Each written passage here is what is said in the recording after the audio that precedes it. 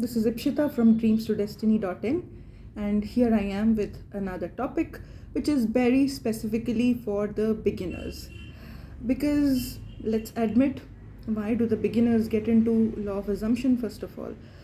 Every time we actually reflect upon the topic, it is either because of the desperation to get an SP back or to get a bunch full of money because we are in that lack, or it is because we have lost a job and we are struggling to find one, right? So since we start learning about law of assumption at such a desperate situation, majority of the time we start on the wrong foot. We do not focus on the foundation and we try to fast pace the process, because of which our fundamentals aren't clear majority of the time. Neither we are having fun with the process. And let's admit, if we have fun with the process, it's more sustainable to follow on a day-to-day basis. So today I'm going to talk about such a fun topic, which is the list method. You might have heard a lot of content creators in the manifestation space talk about something called as the list method. But then how do we create it? And what is a list method? So a list method is basically you creating a list of desires that you want to manifest. But as per my experience, the list that you create that has desires that you are going to manifest should have two specific characteristics. The first one, the first one is that the list of desires that you are creating should cause least resistance within you. Okay?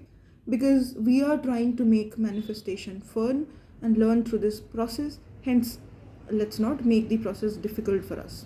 Okay?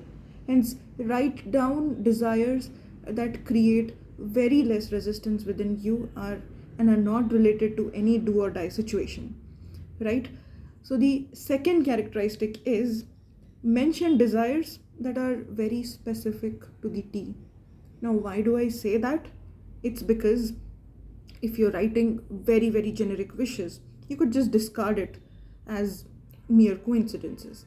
But then the very core reason people do list method is to develop faith in the law of assumption. Because let's be real, beginners actually struggle a lot with it. Trusting in the law. And here we are trying to prove through the list method that the law actually works, and it is going to work for so-called bigger desires too, the ones that you have labeled as big, right? So that is why I suggest that your desires written in that list should be very specific. Now let me give you an example. Do not write down a simple wish like trying to manifest a free cup of coffee, because that can literally come from anywhere and you might discard it as a coincidence, right? Instead, try writing something like a free cup of coffee from John, or a free cup of coffee from the Starbucks. So this is a bit more specific, right? So it's a little difficult to discard these things as coincidences. Hence, we'll make these kind of lists. Make it whenever you feel like. There are no rules. There's a lot of freedom in the law of assumption field.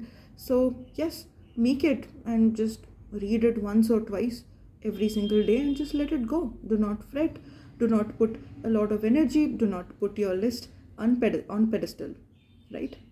So yes, do tell me in the comment section, what did your list consist of and how many came true within what timeline.